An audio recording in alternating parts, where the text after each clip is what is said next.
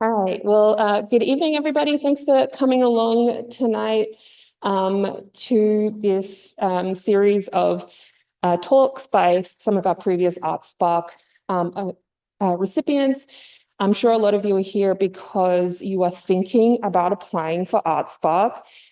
So this is a really good opportunity for you to ask previous recipients their secrets to first coming up with the idea, the process of applying, and then actually executing the project. I do just want to let you know that I am here for you. If anybody has any questions, my contact details are in the guidelines. Please pick up a copy. This session is also being recorded, so if there's anything you want to come back and look at, please just find us on our website. We won't be recording the audience, but so you don't have to worry about that. What else do you need to know? So tonight we have three presentations by three of our 2024 recipients. We have Yeon Choi, who is an animator and a UL professor. Her project was a 6-minute long animation in Korean about the Korean War. She was mostly, her funding went towards paying for people to help her with the animation. So she was able to complete an entire animation within 9 months.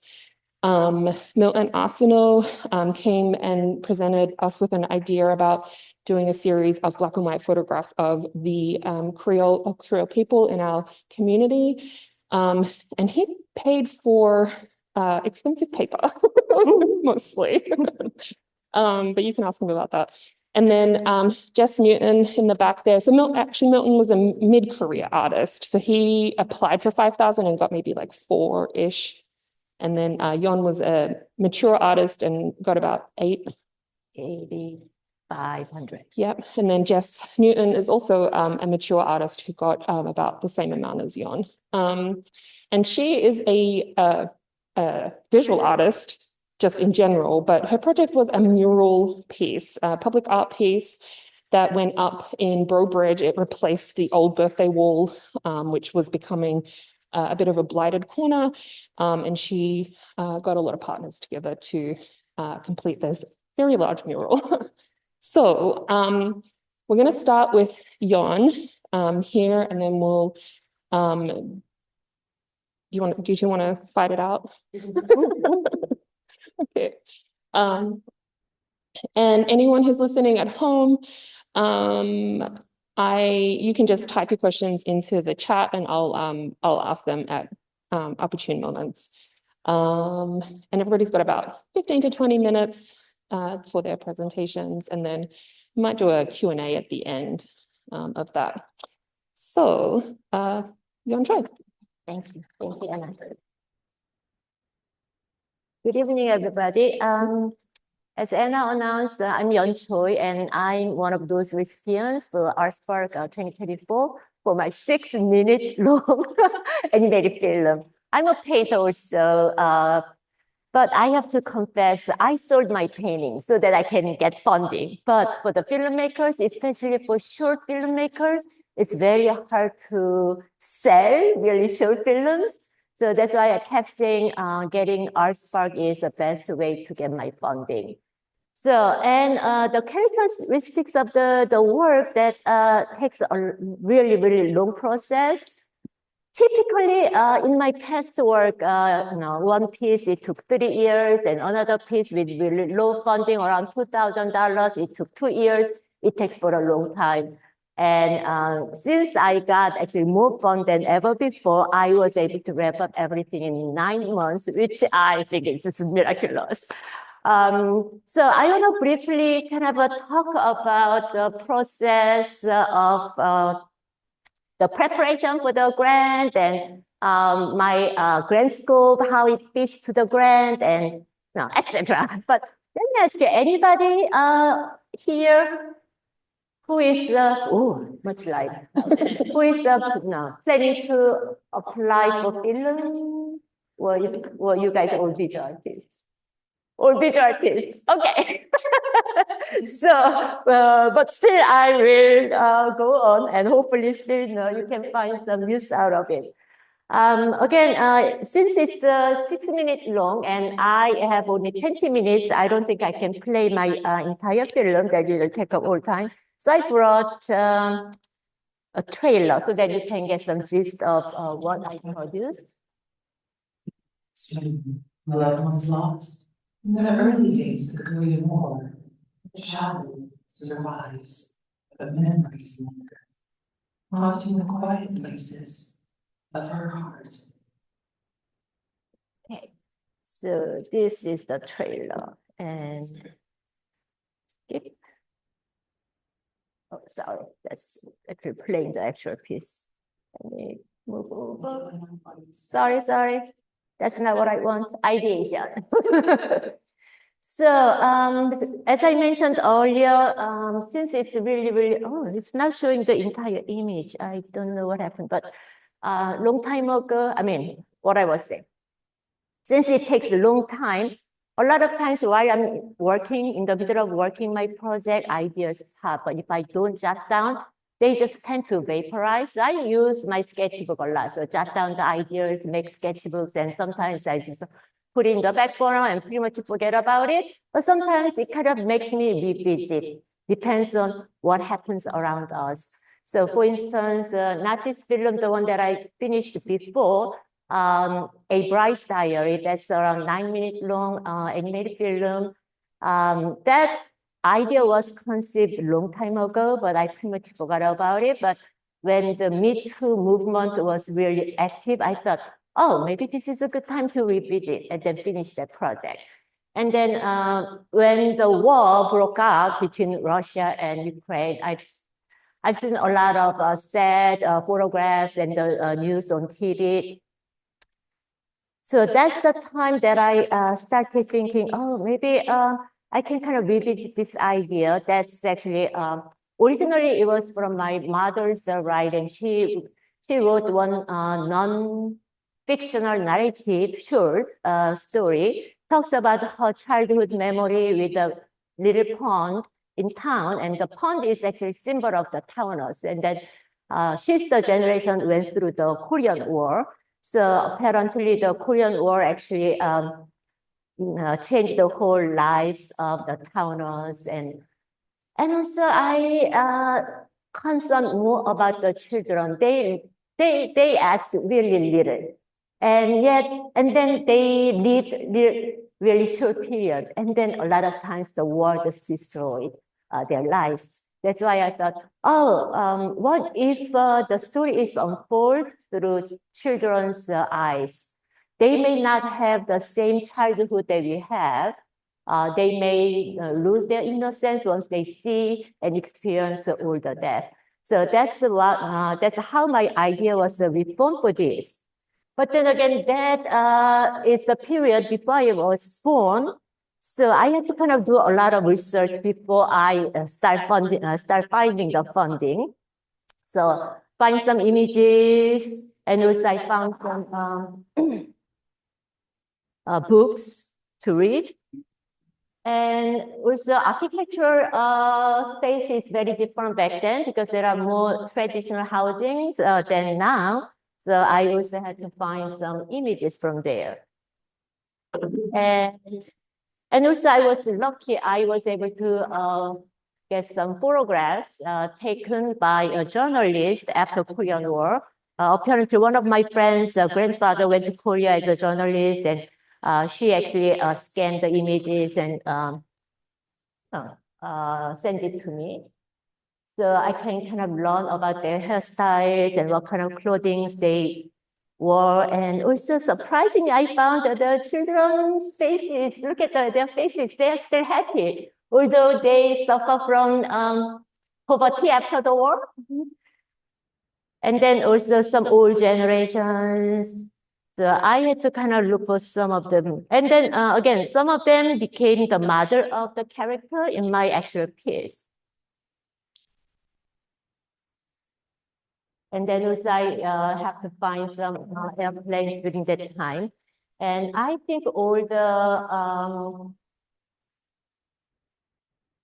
illustrators and animators do, but for some reason the image doesn't show up here. I don't know whether I can just show it without running the PowerPoint. We had to make a, voila, now it shows. So I had to make a mood board. So by collecting some imagery, we can kind of select some certain color palette and those. So the nature in Korea and some housings, and also I wanted to make the style, visual style of the animation close to Korean traditional painting. So as you can see, there are two, and it completely ignores the perspective rules. So you can see a lot of isometric perspective that also appears in my actual piece. And then I made some style frames to test out materials, like whether I should go for the digital animation or pastel, should I use pastel or watercolor and those. And then start making some character design. Guys, I have to say it's not for some reason this PowerPoint does not show the images. So, and then first, more important characters and secondary characters, and then start making the storyboard. Okay. So that I can clarify what's my idea, and also in order to hire animation assistants, the more precise the imagery that I give, the less time is gonna be wasted. And then after I finish making the storyboard, I started seeking the fund. I was during the process. And, okay, here you go. So when I applied the grant, a few things I had to think about while I was reading the guidelines. First, whether I'm a practicing artist. Yes, I have practiced for a while. And then I have a project, idea of the project, but I needed some more preparation. Again, this is actually my second time that I received the ArtSpark grant. And my first ArtSpark grant was about the visual arts. But at that time, I didn't have to have this much preparation because I know once I get the materials, I can finish the work and those. But this one, a lot of times we are not sure how fast we can move because we have to create thousands of pictures. So I actually did a bit more preparation before I applied this grant when I applied for the film. And again, my project has cultural storytelling through the art. And I use the medium of animation, and also I had to consider whether this grant supports the medium that I'm using, because there are other grants, like I recently looked at Creative Capital, and then they don't support the film. So I was like, oh, it's not working. So you also have to kind of check out whether the medium that you are using is supported by grant, which ArtSpark grant did. And then also my project provides opportunities for collaboration with local artists, except the musician or other animators that I hire. They are from this region or local artists. And also the conversation that I wanna have with the audience, we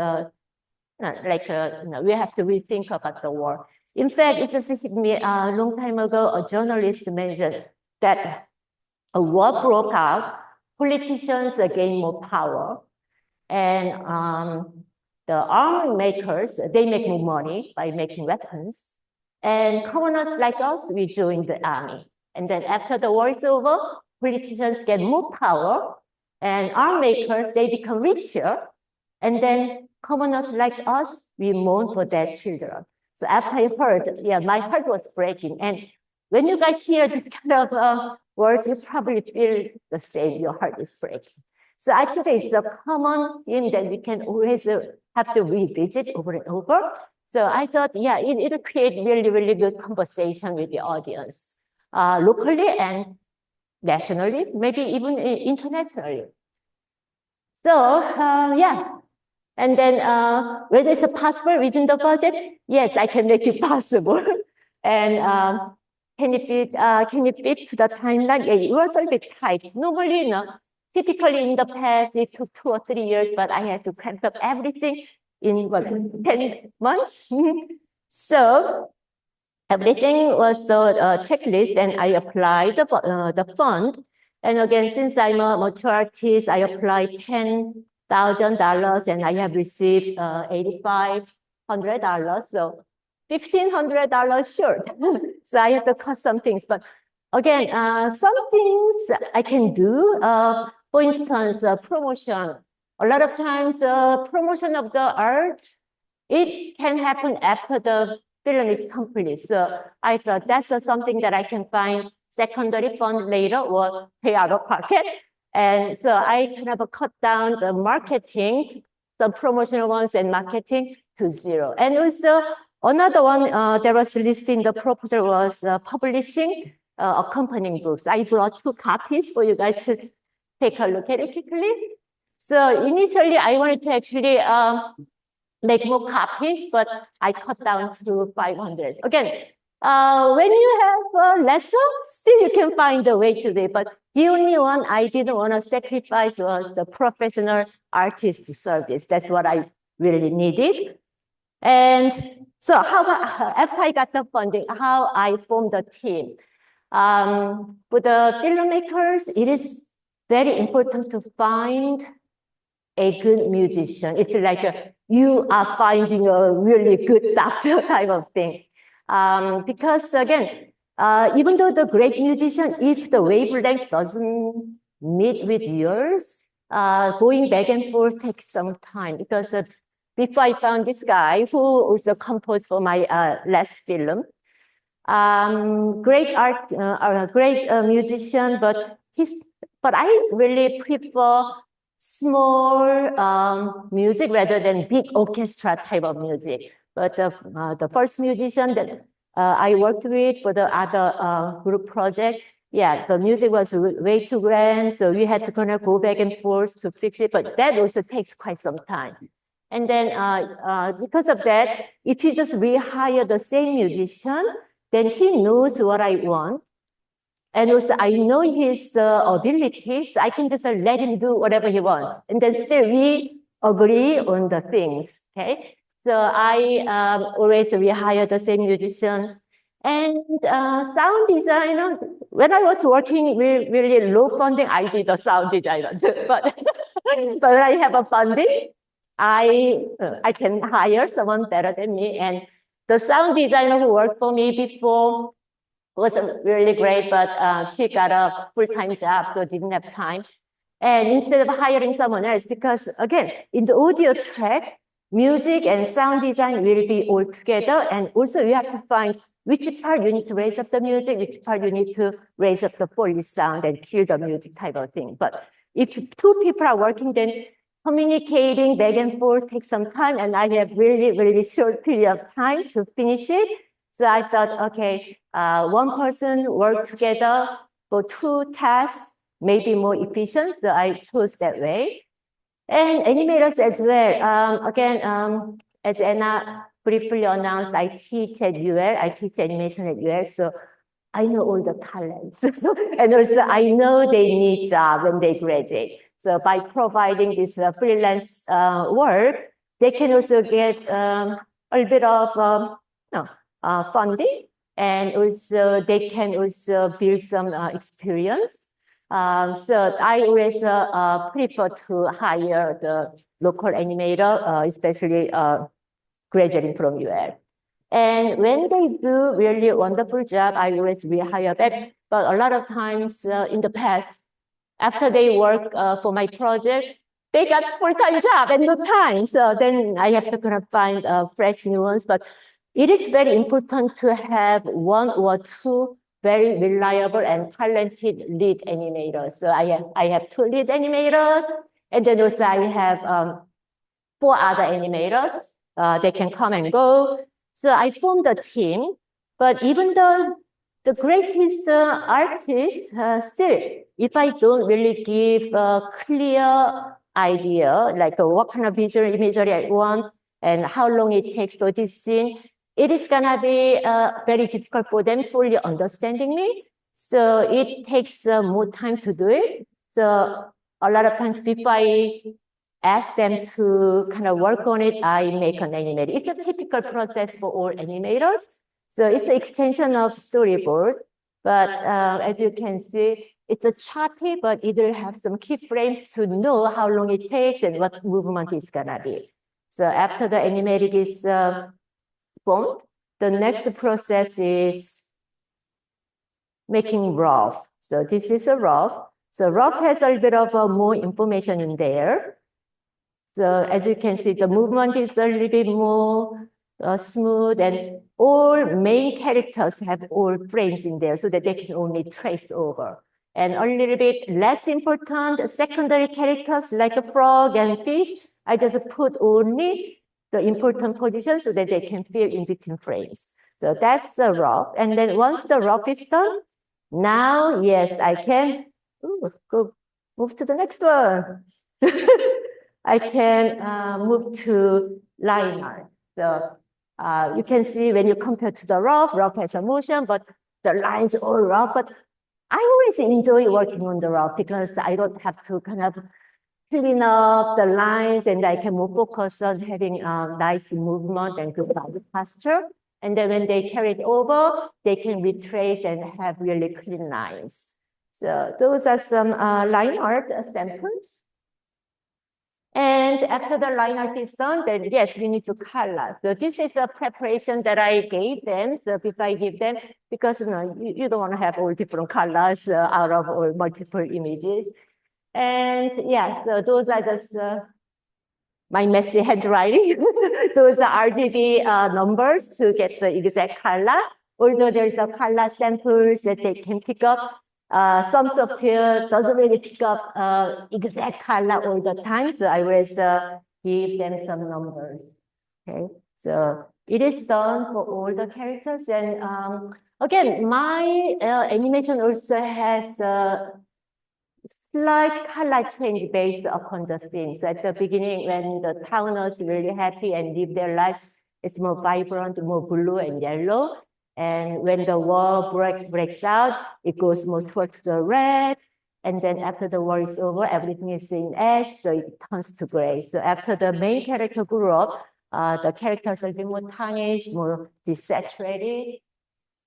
And then some side secondary characters, yes, they need to have colors too. So I was actually watching and I forgot to put the colors for the books, and then two animators work on different scenes and the book color changes. So I actually had to make some corrections. So my work, especially when I work with the other artists, if I don't prepare the enough information, then I end up spending more time fixing it. That's one of the reasons it is so important to kind of give them the exact color. And then we did the coloring, and afterwards put the background. And one thing about the background is, yeah, although I wanted to have the assistant animators working on the background, but everybody's visual style is different. So I have to kind of revisit how we worked.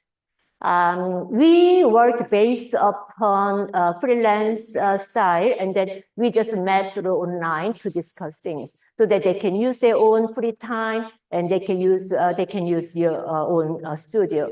So that actually helps me to save some money because I don't have to rent a studio. We can meet, and also it is beneficial for them because they don't have to commute, and they don't have to be there by a certain time. But downside of it is if you work together in the studio, then probably as they work on the background, they can compare the styles and then be on the same page. But it was very difficult when I have multiple people working in all different places.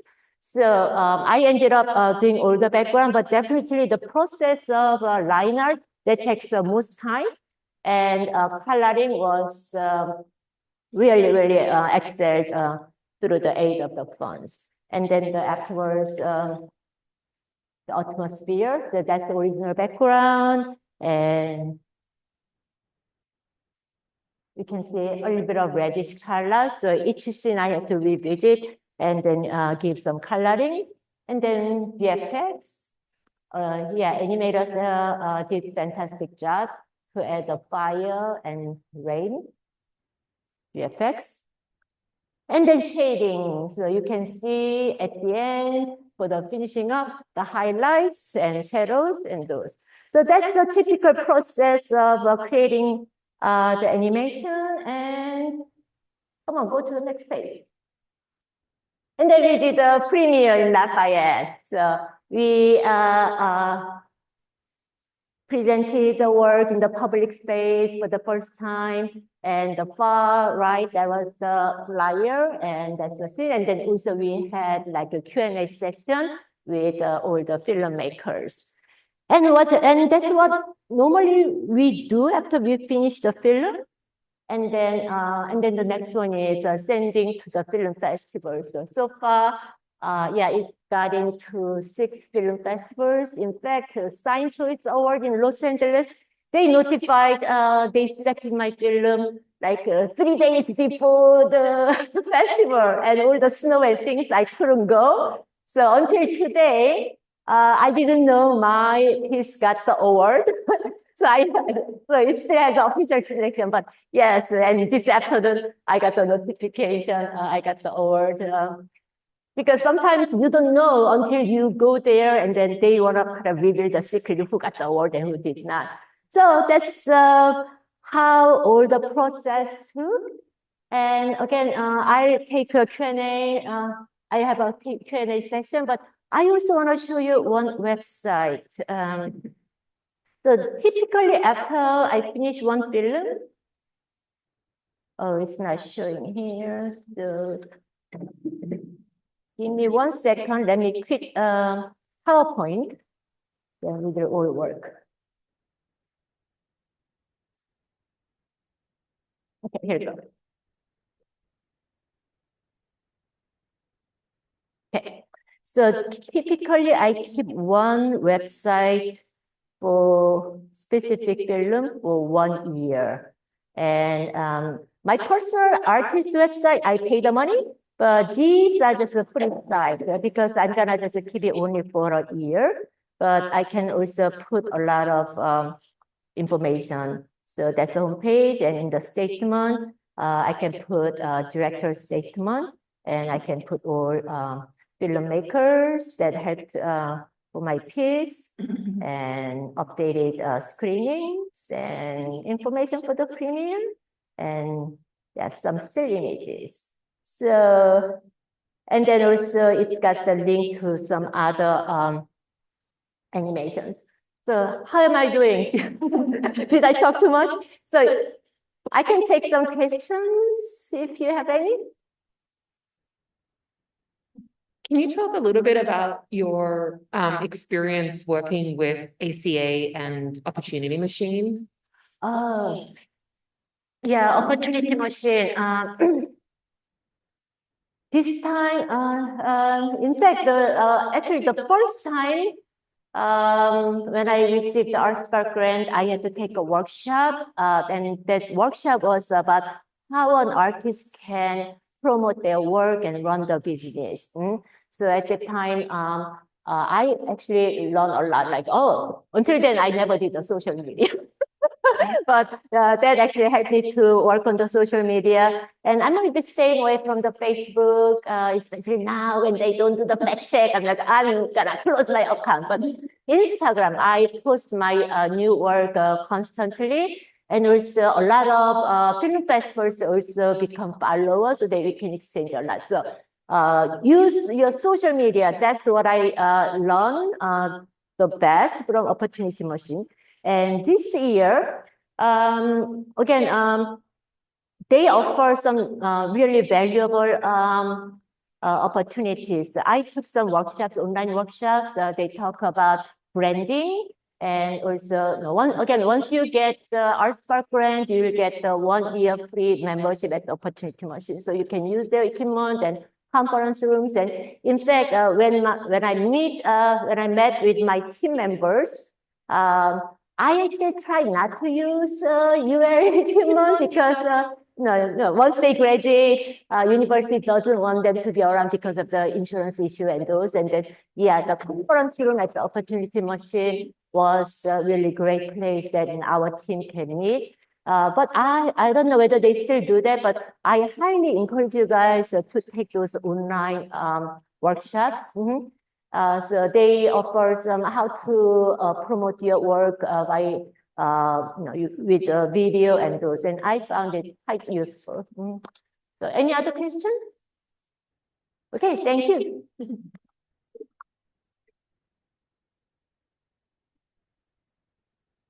I'm just gonna switch over to Jess's presentation real quick, and then we'll end with Milton.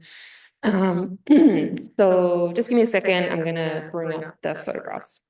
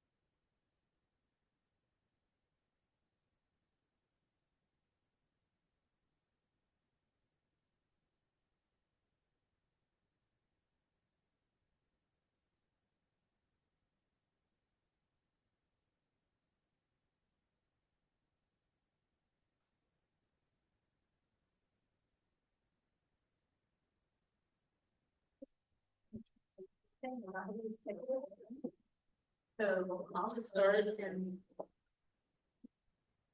I wasn't gonna talk about them specifically, they're just there. Supplemental.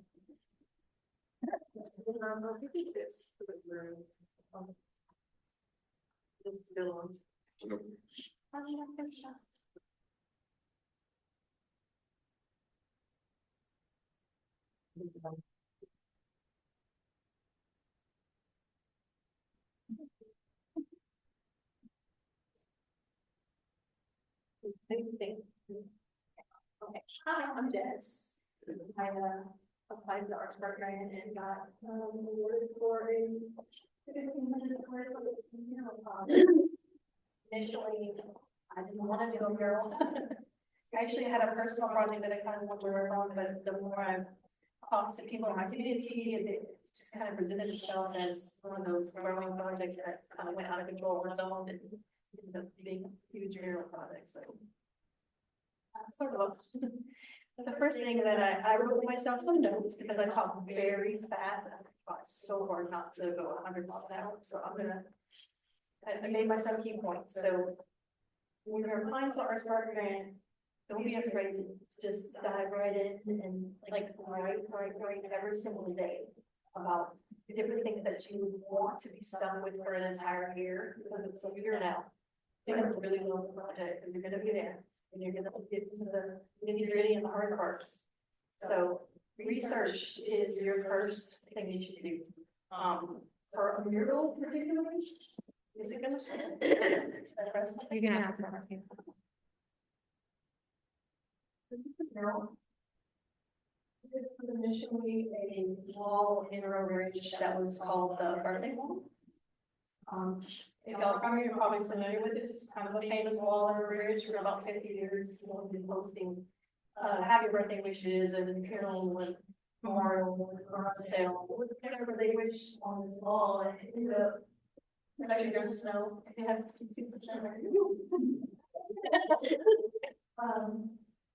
So this wall ended up becoming the community voting board, but it was all messages of love, pretty much, because you would publicly post these wishes to your community, and they all had to really love, like they were happy birthday, or congratulations, or welcome home, or oh I miss you. It was always something to do with love. So I'm a word a year person, so my word that year was love, and this project just became all about that. This is 100% brokerage and all the surrounding community, all messages of love from every single person that could get a hold of me during this year project. I started about a year before I actually got the grant. I was gonna do it anyway, and the ArtSpark grant just aligned really well with it. And especially in the guidelines where they say, is it a community impact? Does it have diverse members of the community, including everyone? And it just checks every box on the list of requirements for ArtSpark. So naturally, it just ended up started writing itself. So the first thing I did before I applied for the ArtSpark grant was I went to every single grant writing workshop that I could find through the ACA, and they were very helpful. There was some, I think there was a motivational speaker that came one time, and she was awesome, and she said, write down all your wishes, doesn't matter how petty they are, and they just ended up becoming manifesting and turning into huge 1,500 square foot murals. So just start writing now, and it'll turn into something. It will. If you love it enough, it will. So for me, the first thing I did for ArtSpark, I started looking into, well, this is I didn't find out if it was a public or a private space, so I started talking to, what do come here? Talk and walk. That's the first thing you have to do. Put your feet on the ground, talk to every single person that you can find about, hey, you know what's the wall? Hey, what's that wall? Hey, what would the mayor say if I did something on this wall? And my friends, the best people that, I don't know if y'all are, anybody's doing a mural or any kind of visual public art thing, but this is the first thing you have to do. You gotta go find the real estate agents. You gotta find out who owns the wall, and they usually know every single person in the community. They know pretty much who owns the wall, who their mom and dad were. Like they gave me all the information I could possibly need. I talked to the Chamber of Commerce, and I talked to the tourism centers, city officials, community leaders, and these people gave me over 20 letters of interest to do this project, and that just made this project this longer. And it actually made the grant stronger because they were like, wow, it's like 2 more things that really helped this to happen. So it really even more after that. This is the first that I came up with.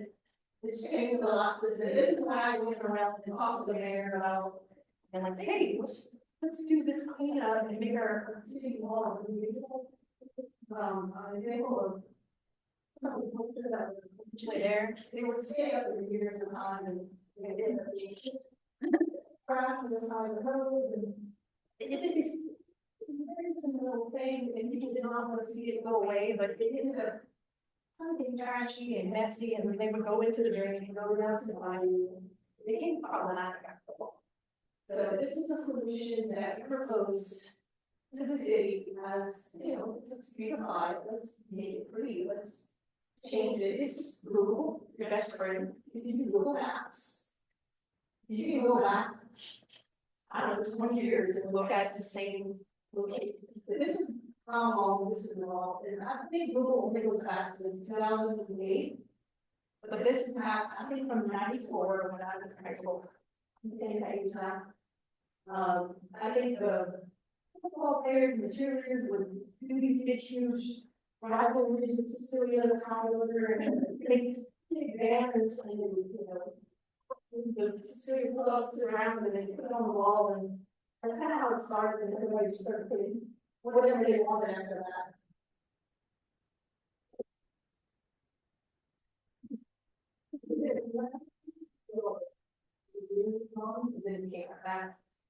So the next thing you do after that, you the community what they think. Because this is very public. People drive by this wall, and all arteries are programmed to go right by this wall. So every single person, when they stop at that light, they look at the wall. What's to do? What's up there? Who's having a birthday? So ask the community, and there's some public kind of community workshops.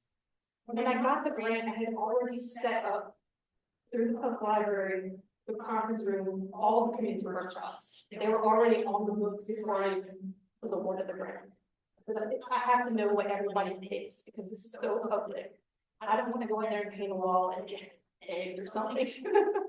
I asked everybody in our community, come join this workshop. The first workshop had like 30 people in it, which was wow, it's a little getaway. And they gave me design ideas. I found out what their opinions were about the wall. Most were sad, but very happy to see change. And they also gave me messages. And said, hey, go on the message that you want to see on the wall. And this is a lot of the very first messages that I got from those workshops. I wanted to see what people were like, you're in your house, you can talk to your mom, you can tell me you love me. You can say I love you. And a lot of people say, oh, you say mom. It's like one of those text messages where you activate auto text and it corrects the mom and send love. And that's how we say I love you. Something mom or love too. That's all there. So, and this is all the design aspects, little pieces that I've put together. This is another design that's changed in the 19th. So through these workshops, I found different, different things that people wanted to do to the wall. And they asked me to add napkins and add the road crawfish official card, which is very valuable. So there was a lot of information and that I wanted to really design like their design. It was almost owned by the community at this point. Let's see it there. What's there about there? And this is for the newspaper. This is a little sticker that I made.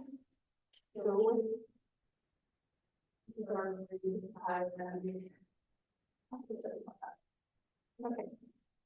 So from these workshops, I gained a lot of allies and I informed these people exactly what I wanted to do. The rules that was gonna happen, like we're not gonna put posters back on this wall. And those informed 30 people. When I put that first grid on the wall, Facebook went crazy. The community lost their minds. But those 30 informed people called all their family and they went for that. And all on the Facebook, they said, oh no, it's a privately owned wall. There's no city money going into this. Don't worry, we're still gonna fix your roads. It was always little, you know, when you do something this public, over 600 messages on Facebook. You do some more little messages. So that was pretty much all before I got the ArtSpark awards. Once it was official, I wondered, yay, you got the ArtSpark, now what? So the first thing I did was put a big sign on the wall that said there's a mural coming soon. And one of the things that we kind of failed to do was we had 3 months in the middle of the summer that was so hot and there was like hurricane threats that we really couldn't get out there. So we didn't stay fresh in the public eye. We just put that one little banner and then it fell down a couple times, which is pretty much the problem with banners being on the wall in the first place. So I lost a little bit of momentum, but once we got started at Kerr Street up, it was no time. So what we did after that, in the meantime, before we completely come around, I did my community outreach workshops. Right then, in the summer, I reached out to the library and said, look, I'm a painter. Let's paint some crawfish and teach people how to paint crawfish, and they can know that I'm a painter and I can teach you.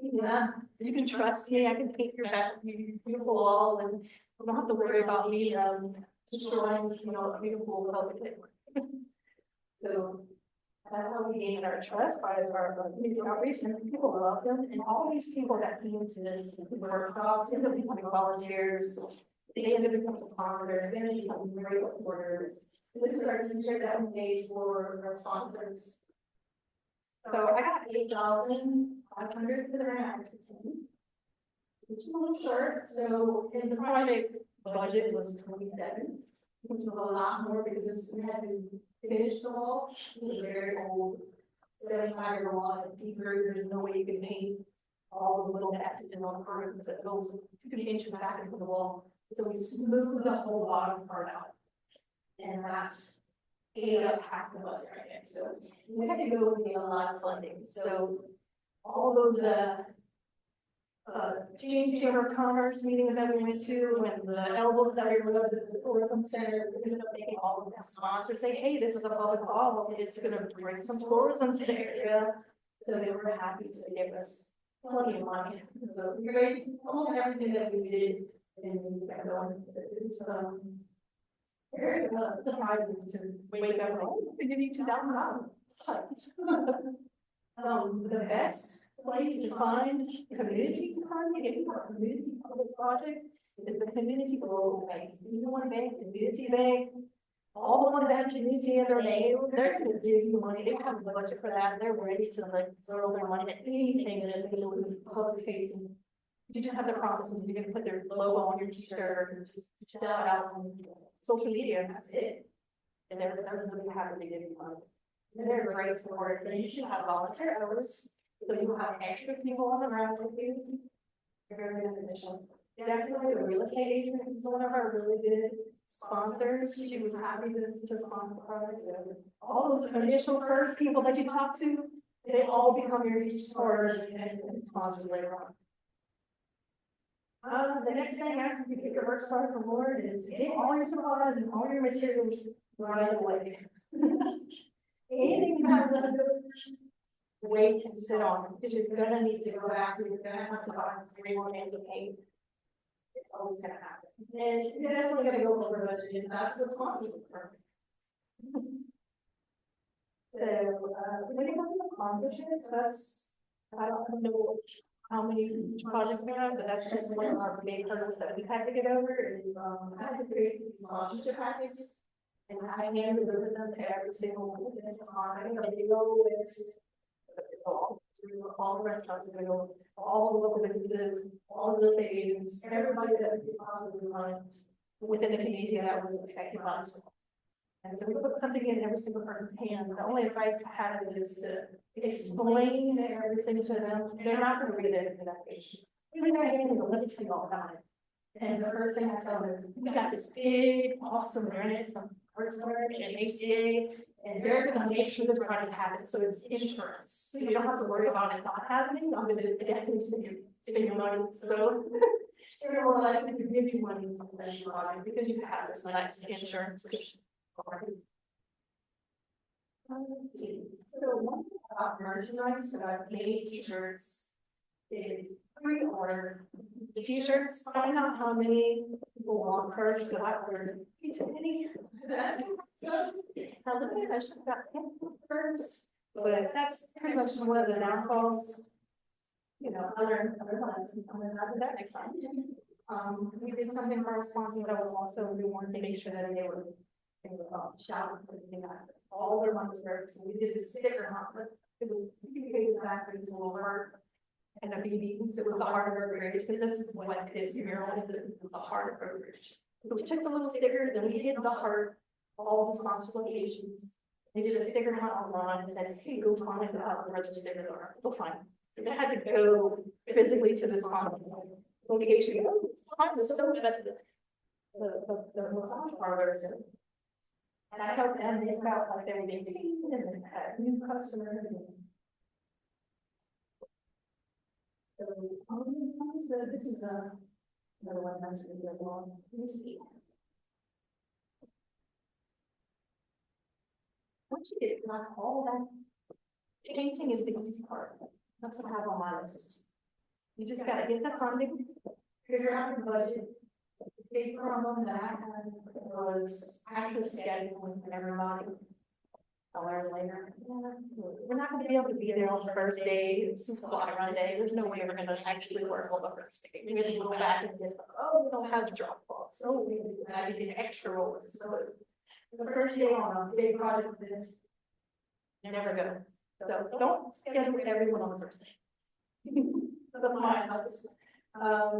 I want you to have fun till it's done, schedule an unveiling party, and then invite all your new friends that you just made to celebrate your opportunity machine was very valuable for me because I did take the branding little mentor 30-minute little video session with me. That was actually very valuable because then I created the Artists at Work group with all the other artists that were with us. So we were able to kind of make a little mural making group, which is pretty cool. Always looking for new murals to look for doing the Artists at Work. And I do plan on using the opportunity to a little bit more for the rest of the year because I think till June that whole year, which is awesome. Now that I have some time to go down. It's a painting event. How many people are involved? Volunteers, there was probably over 60 volunteers at any given point. Not They the were whole just process, I'm asking about only the painting. painting the mural. I had multiple times where I was like, okay, we're about to put all the messages on the wall, and I just shouted out to every single person that I had talked to already, and they would come, oh, I have 2 or 3 hours here or there. So I think we had about 10 people, the most at one time, but just kind of rotating, maybe 60 altogether. How about paid artists? How many of those artists were paid?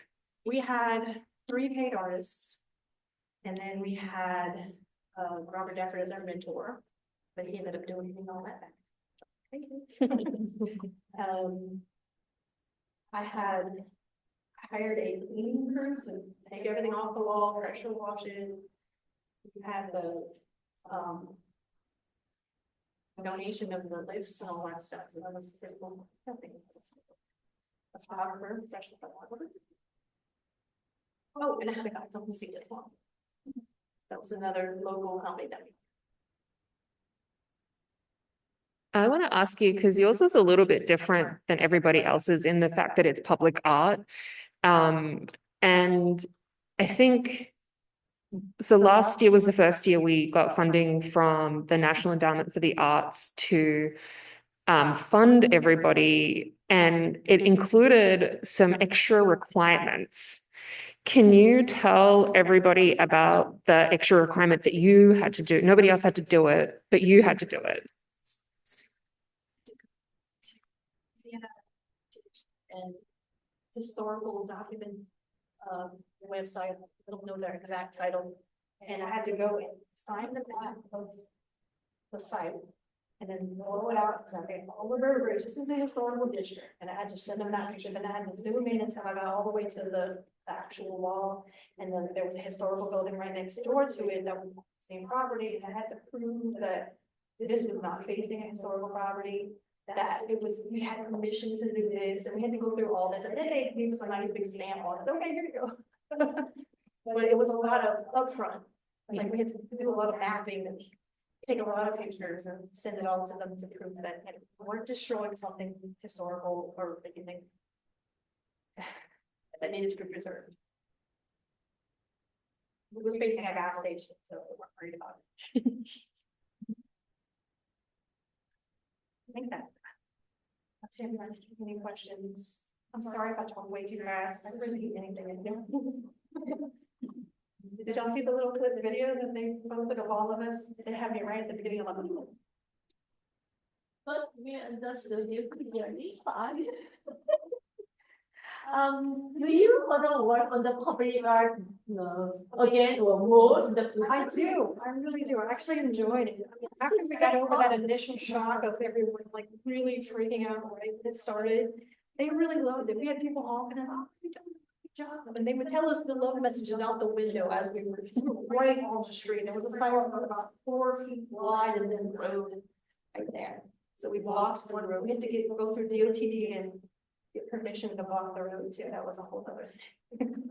But I mean, my work is also working groups, but you have like a bigger group of work, and I want to talk about that feeling of belongings when you work with a lot of people together. I think that's great. I definitely had to see the boss. To really step up and be like, okay, I have to let people know what I need to today. Someone has to do it. Right, so I couldn't just go business today. I had to be like, okay, we're gonna be here exactly this time.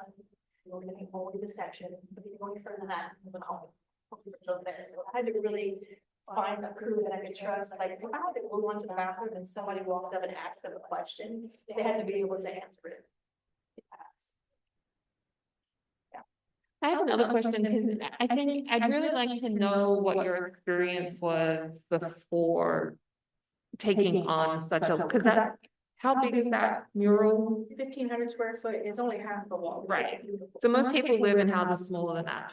So can you just tell us about, well, I do. But can you just tell us about what your experience was leading up to doing such a large project? So my experience with something this large, this is the first one I've done this big. I've done some, maybe 25% this big, so nothing this huge. I think the tallest This is the first time we've had to get 3 levels of scaffolding. This is the first time we had to get it articulate more to get that high. It was 22 feet at the highest point. And then it kind of teared down a little bit, but yeah, it was kind of terrifying, especially to be on the main road right there. Huge trucks. There was something, they were tarring the road down the street, so there's a big tar. Little, it shake everything.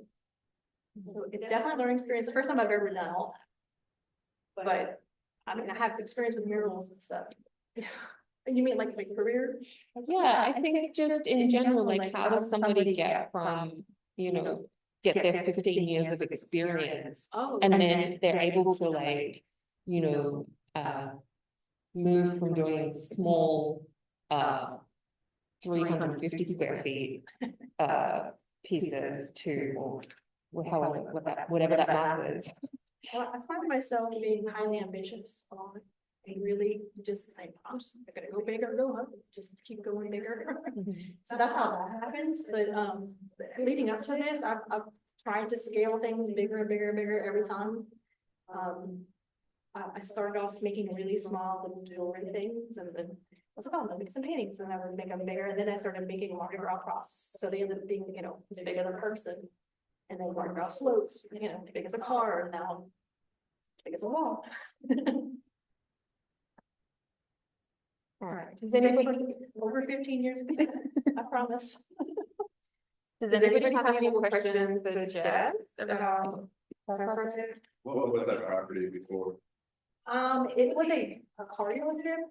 And currently it's like a really fancy wall from the privately owned pool on the other side of the wall. But before that, it was, I think there was some, almost see the little inserts, there was glass walls, and the front had a big glass opening, and they had cars in it, it would run off the garage. A long time ago, like maybe 50 years ago. Maybe more than 50 years ago. Before. Anybody put a poster? No.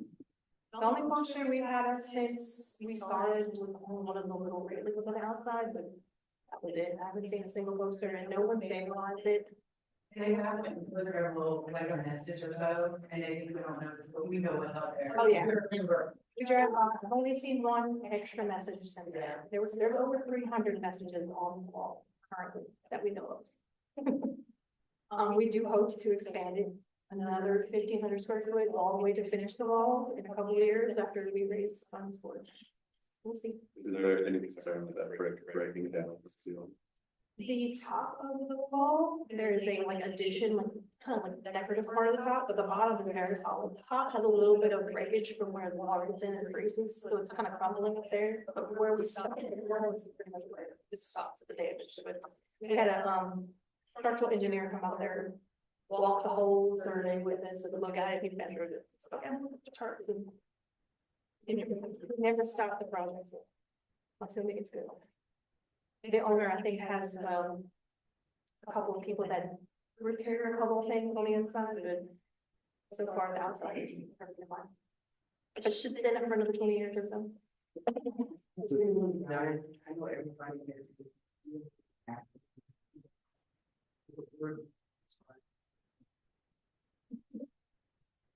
Good question. There was a few weeks where I couldn't even look at it. I would try, but I was there from 4 months straight, every single day, every single night. And this is Sarah, she was on the project with us every single day. It was like, you know, now I drive to it's so nice, oh, it's so good, it's so much better. For a little while, it took me a while to look at it. I mean, I was very proud, I'm proud of it. It's just, I had to distance and what they call that, recharge. I was very burned out at the very end, because we actually, you know, like artists who are very ambitious, we also had 2 other murals to finish before December 1st. We were rushing at that point. Okay, we'll have questions after the so let's pass it over. I'm actually gonna. Oh, okay. Good. I'm so glad.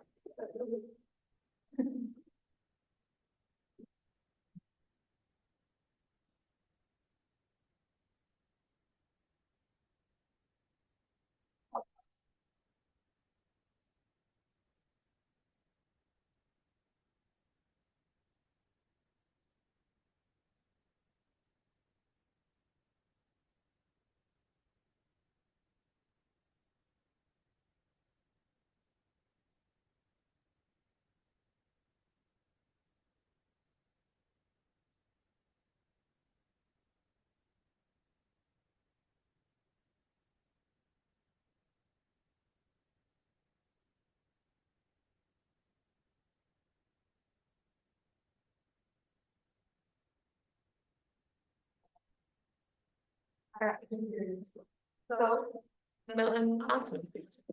Yeah, I think it's sorry, no project. I want to apologize to the people that came in my head. Confused.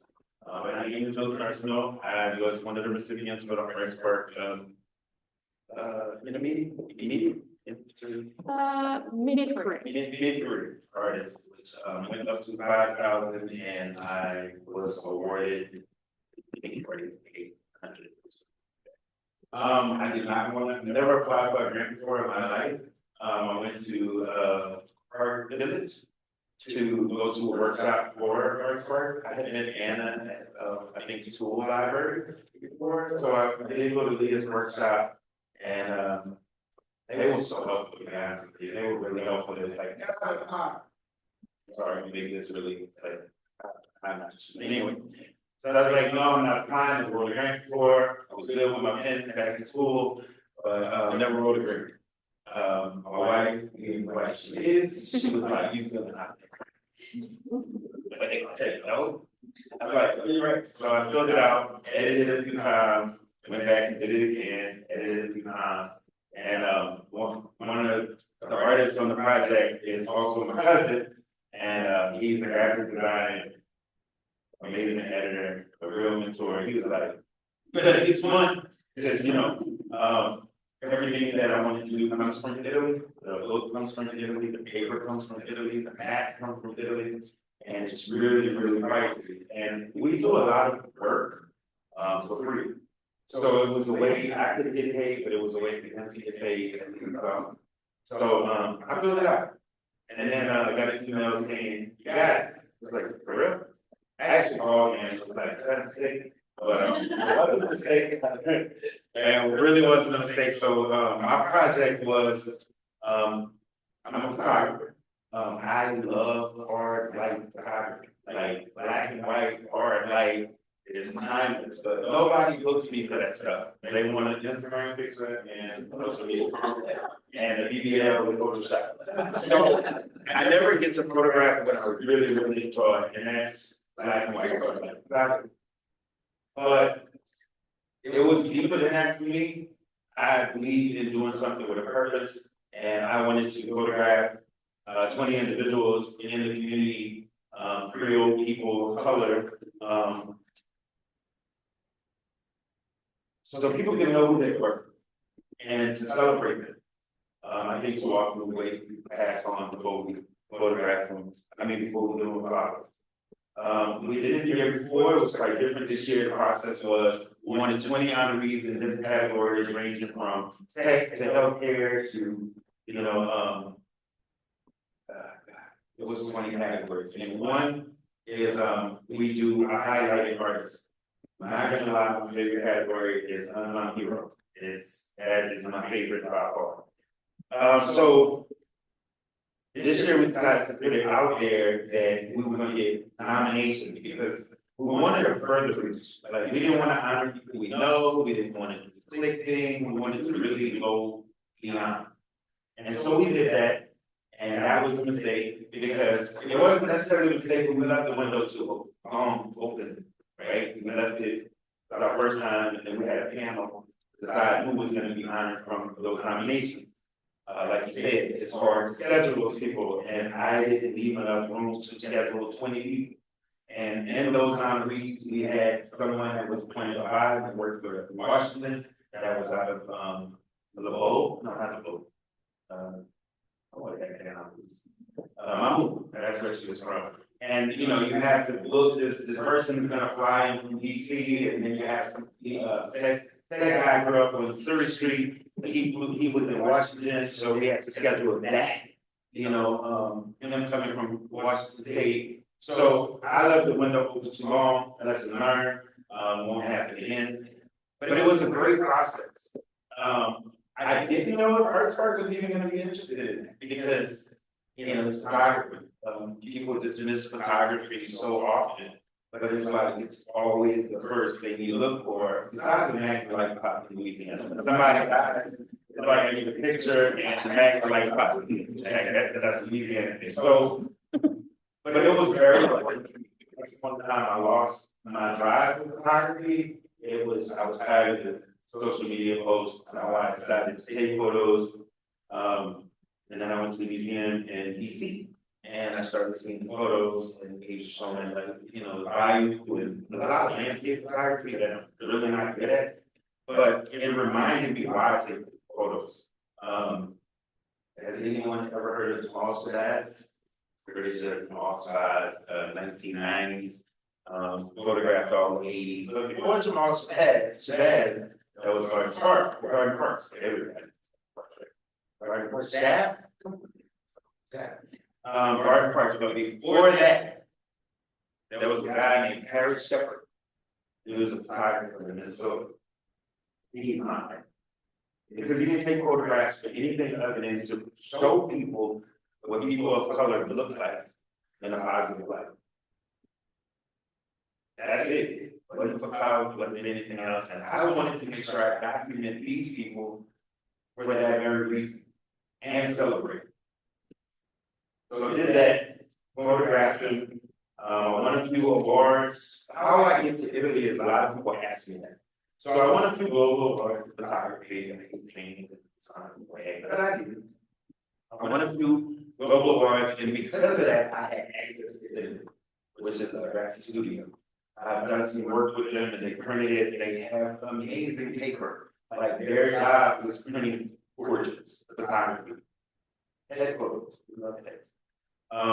But I knew I wanted that.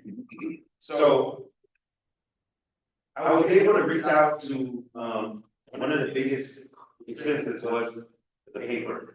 But I was able to reach out to a lot of other artists, not a lot, but 3, that, when we do things, we do a lot of things for the community. We do a lot of things for free. And this was an opportunity for me to work with people and collaborate with them and give them some type of fun. And Ernest was, like I said, my cousin, artist, mentor.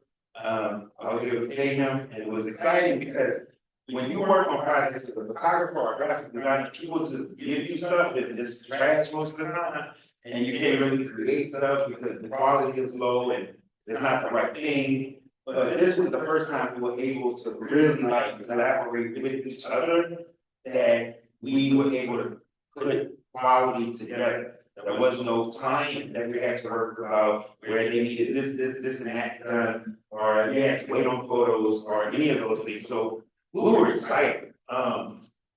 So he designed the book complete. Like that's all him. He designed it. He was my mentor in editing a long time ago. I photographed everybody. Holy Rosary Institute was nice enough for me to let them use the cafeteria, which made it a little more special. I like everything to go full circle and make sense. So to photograph these people of color, and it was amazing to do that at Holy Rosary Institute. So photographed everybody, and it was great because I got to meet a bunch of different people. Like we cast a net that was so wide, like I didn't know some of these people. And I had the best time, and the people that I'd never met before that were so high on the scale. They came and talking about the turtle stew. I was like, what? They talking about turtle stew? You you flew in from DC, but it was cool. So anyway, photographed them all. Then we go to the editing phase, edit it, and in the meantime, I'm trying to work out the exhibit location because we do 20 honorees with one, and then every year we highlight something else. All of those photos are in color, black and white, but then we highlight a different category of changes. And this particular year was Mardi Gras Indians in Louisiana, and those photos are in color. So that was cool. That was fun and aggravating. I felt so sorry for the Mardi Gras Indians because at that time it was summer. I think we photographed them in like June.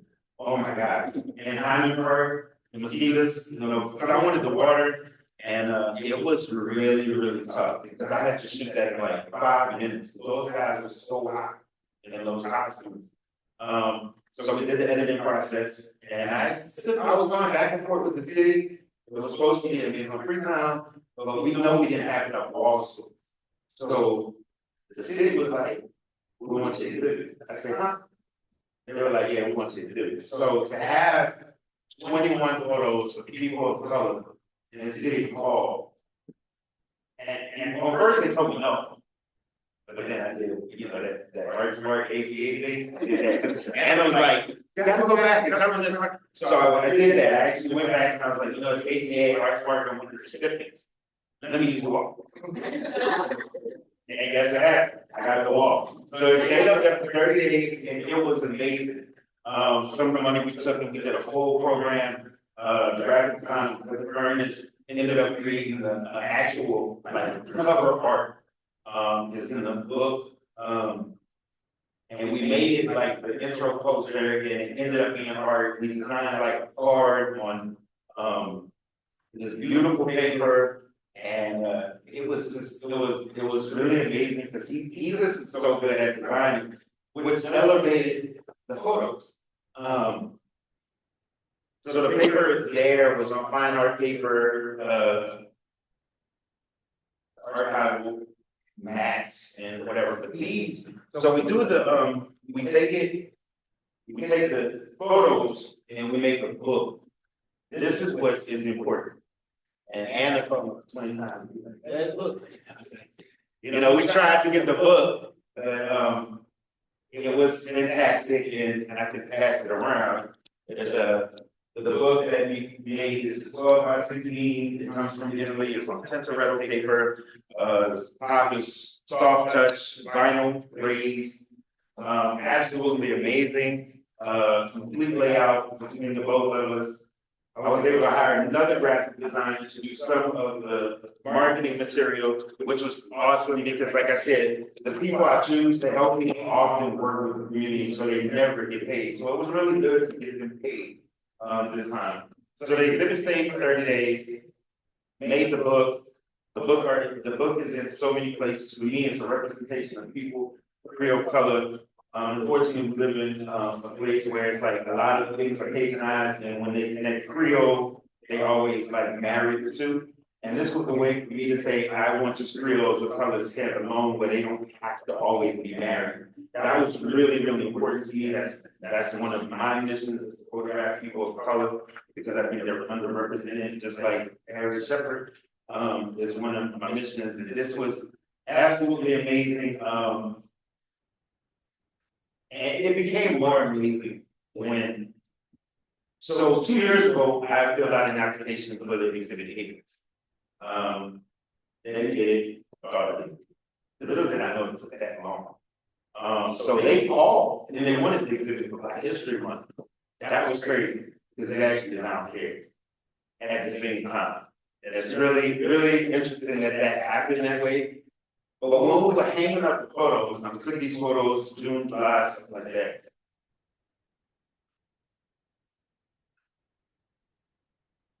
I take photos. There are some people in those photos that are not in the same place that they were when I took the photos. And I don't, without, like, I got permission to put their photos up this time. Because there were a lot happening. Well, I have to talk about Susanna, which she had cancer. She was one of my, I was so afraid to photograph her. Because she was known for her beauty, her hair, she already started losing her hair, and everything. So I was so nervous to photograph her. Just hard light is not flattering. It's not flattering. Yeah, it's hard contrast, it's shadows, it's drama, and I was so afraid because this was so important to this woman. And she was fighting for her life. She was such an icon in the community. So she beat cancer. All her hair is gone. And it's like crazy because it's like, I was worried. I was like, can you put your photo up? And she said, it's a testament of hope. And that's what people feel. So again, it's like when somebody actually take a photo, take a photo. Take a photo of somebody, write the year on it, because everybody writes the date, they never write the year. And then 20 years later, they're looking for the year. They don't know what year it is. They know the date, but they don't know the year. So anyway, the books are amazing. I love the books. I'm grateful for ArtSpark. I must have called Anne so many times.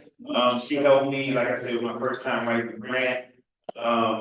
I was scared on first because I remember opening it up and I saw all the stuff that you had to do for like the if you had actual brick and mortar or any like structure. And I knew it was going to City Hall, but I didn't know if that made a difference.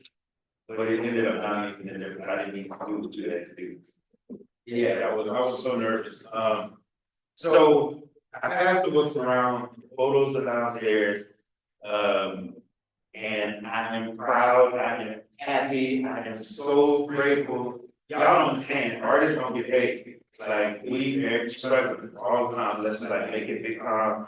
You know, you understand, congratulations on all the film festival stuff, that's like amazing. The mural is, that's, I don't know, I was like, when my wife mentioned that, I was like, a sigh of relief when it's over, because I was so stressed with those photos. And trying to just, a representation of positivity is so important to me. So yeah, check it out, bring somebody, tell like, or hobbies. Check it out, check out the book. Like I said, the book is a work of art for us. Really, really proud of it. And again, I'm sorry I didn't have a slide. Oh,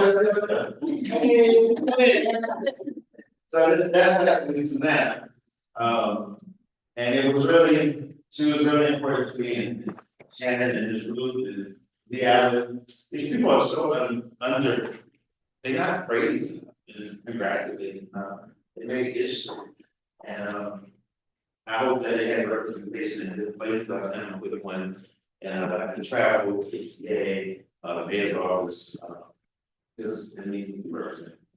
That's all I got. What else?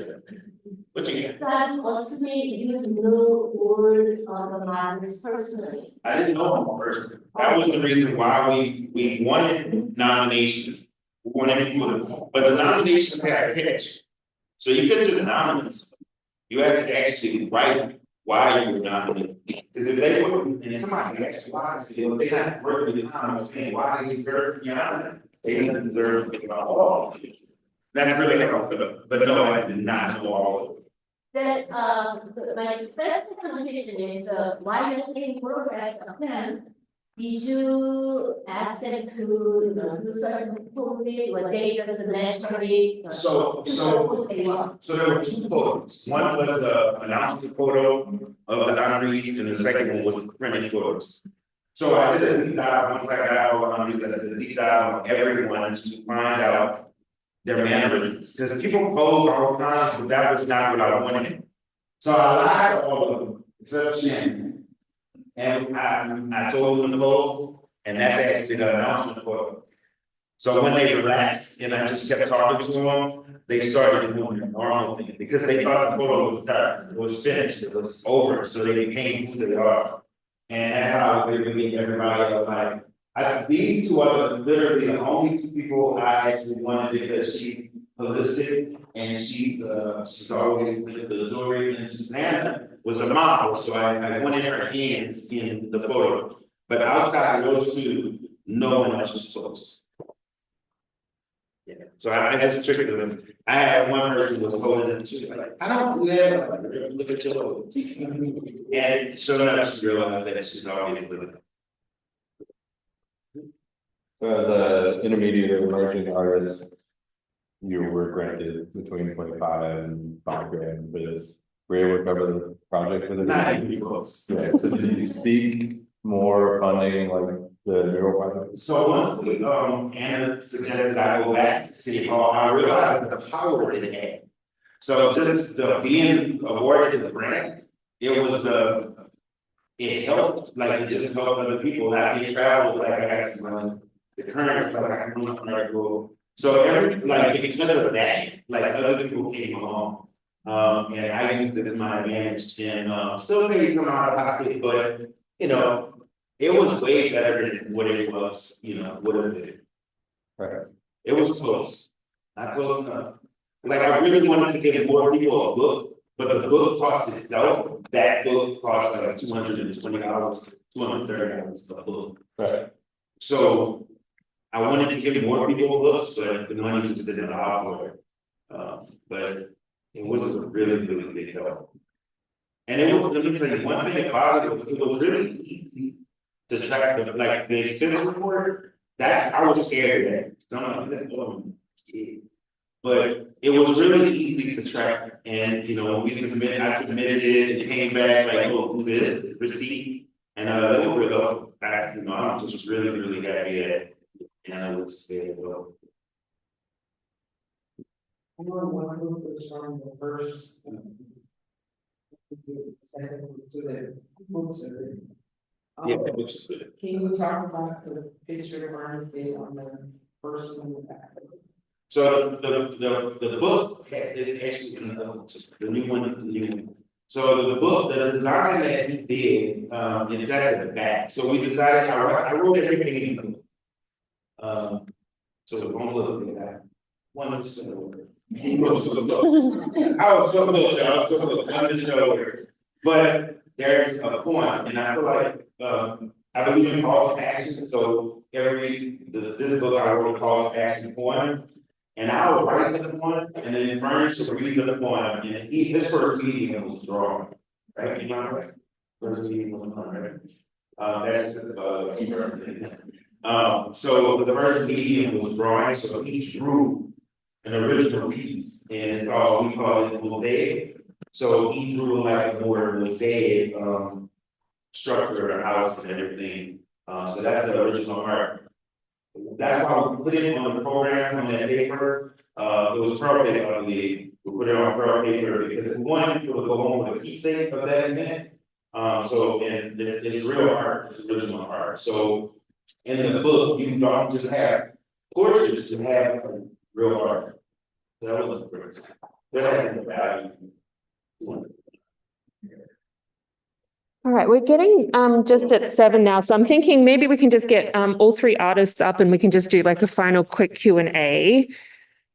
I do want to quickly learn a little bit about who's in the room though. So hand up if you're an artist or a creative of some kind.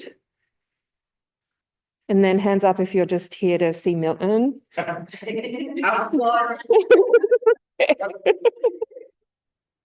All right, so for the artists in the room who are thinking about applying, do you mind just telling me what discipline you're here for? Okay, great. Anyone over here? Mural. Mural? Any artists over here that want to tell us what their discipline is? Soccer. Yeah. Great. Okay, so you all came here for Milton. Okay. Okay, good. He's like, oh, you've been way before me. There's way more. Can I say something Yeah. that I forgot to mention before? Although I told you guys this was my second time, I actually got a lot of help, a lot of advice from Anna. After I finished writing the first draft, I talked to her and then she gave me some advice and then I revised it. So it is very helpful and it's gonna be more work for Anna, sorry, but once you finish writing the draft, talk to Anna, you'll be surprised because I thought, oh, I only got one before, I think I wrote the way, and then, after I talked to her, I realized, oh my gosh, I missed that, this, missed that.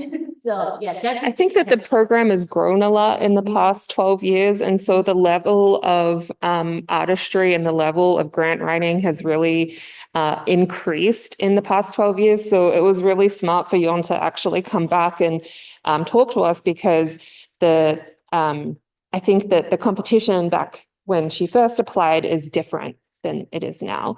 So out of the three of you, you have applied for a grant. This was the first time you applied for a grant. Had you applied for a grant before, Jess? Oh, it is. That's right. Second. And had you applied for grants before ArtSpark? Yeah. Yeah. And in out of the artists in the room, who has applied for a grant before? Everyone's a first timer? You've applied before? You did? Okay. Did you find how did you find the process? Yeah. Did you take advantage of all of the artist support services? Okay. Okay. Great. So I'll be hearing from you then. Okay. I've had many one-on-one with them, and she'd be like, this paragraph. Maybe you should use it or add an element that I was completely not thinking about. And so I know Milton came to the office hours at Park Village last year, and we're doing those sessions again. So Park Village will be next Friday, the 7th. So if anybody wants to come by and talk to us more one-on-one about their projects, then please come along to that. But we're also doing it regionally. So if you've got any friends who are living outside of Lafayette, we're heading out to different locations. And I think that it'd be really great if you can come and talk to us at those. Milton will be there next Friday to take questions as well. What other advice do you all have for first-time grant writers? Like normal thing. That's the first thing. Yeah. Even if they don't know, have a pretty much project. You can take that somewhere else, and they might find it somewhere else. Just the pool might have been there, might have been too many thought for that one time they get it spread out. In the long range. You know, it might not have been at the time. Reapply. And the panelists change every year, so it's only a matter of opinion. So you've got one panel who is saying no, but the next panel might say yes. Any advice from Yeon? I think they already said this exactly the same thing.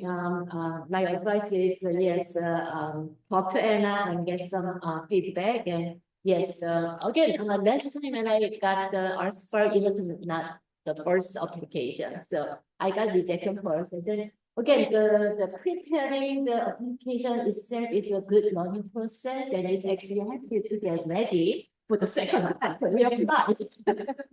Yeah.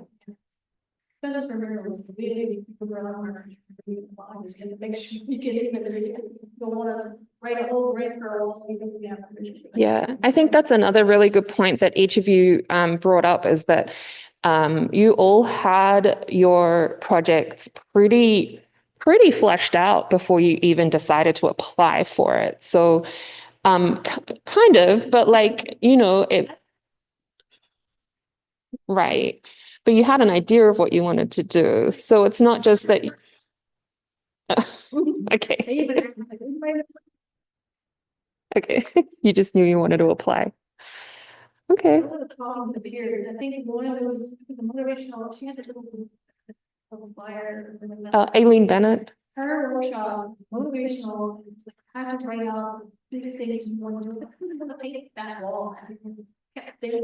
Oh, so you're talking about the Creative Acadiana workshops, even before ArtSpark, right? Right. So you took some Creative Acadiana workshops first, and then you came to the ArtSpark, right? Mm-hmm. Okay. So get involved is what you're saying.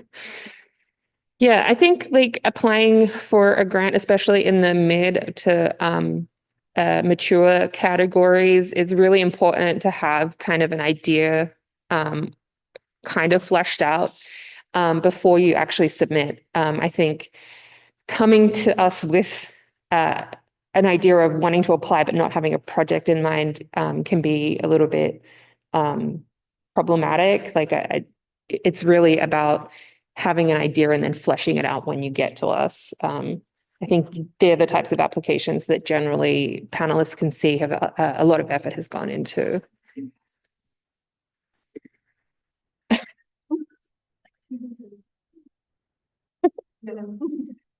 I did, yeah.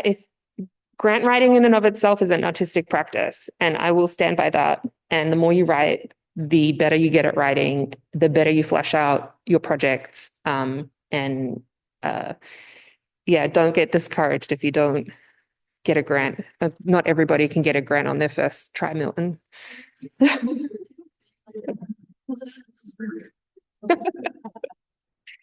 But I do think, like, just to hit home, like, the more you come to me, the more I can support you.